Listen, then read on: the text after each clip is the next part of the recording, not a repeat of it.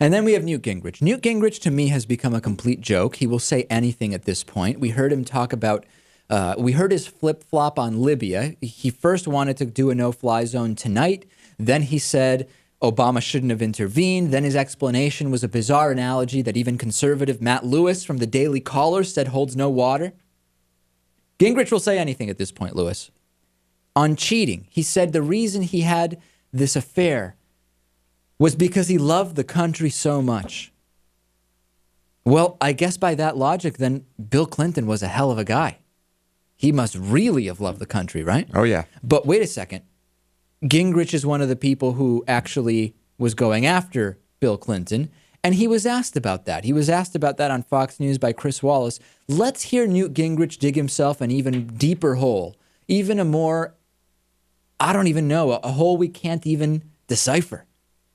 Kind of leader they want for this country. There's something else that bothers people. You were leading the charge to push Bill Clinton from office for lying about an affair, and yes, he lied in a court proceeding, in a deposition, where he had sworn to tell the truth, the whole truth, and nothing but the truth. But at the very same time that you were leading that charge, you were having an affair. Right. Isn't that hypocrisy? No. Look, obviously it's complex, and obviously I wasn't doing things to be proud of. On the other hand, what I said very clearly, and I knew this in part having gone through a divorce. I'd been in depositions. I'd been in situations where you had to swear to tell the truth. I understood that in a federal court, in a case, in front of a federal judge, to commit a felony, which is what he did. Perjury was a felony. And the question I raised was very simple. Should a president of the United States be above the law? Now, I don't think a president of the United States can be above the law. And it's not a... Okay, so he's just redirecting to this thing. It's amazing how Gingrich says that this is complex. Okay? Listen to the narrative, ladies and gentlemen, that we have been bamboozled into.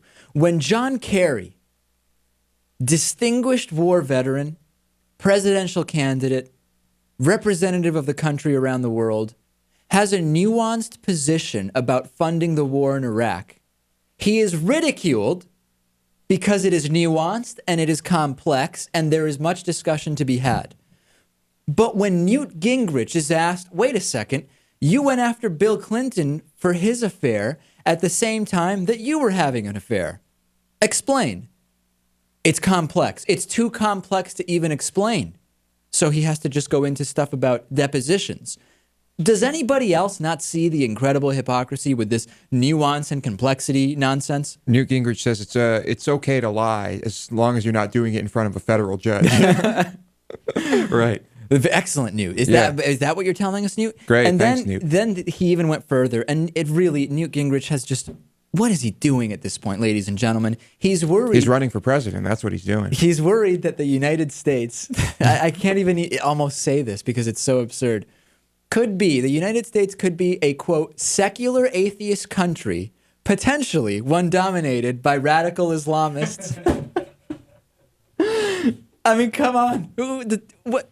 He's hitting all the Tea Party buzzwords, right? Radical Islamists, secular atheist country. But why on earth would radical Islamists, people who would kill themselves and others in the name of religion, go through all that trouble to impose secular atheism? I mean...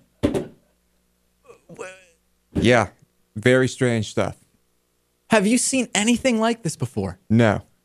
Sounds like he's gonna run on the platform like, if you don't elect me, you're gonna die.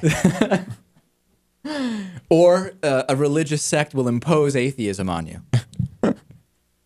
Radical Islamists will impose will atheism. Take away God and make you not believe in any God. Wow. It's incredible what is going on with Newt Gingrich.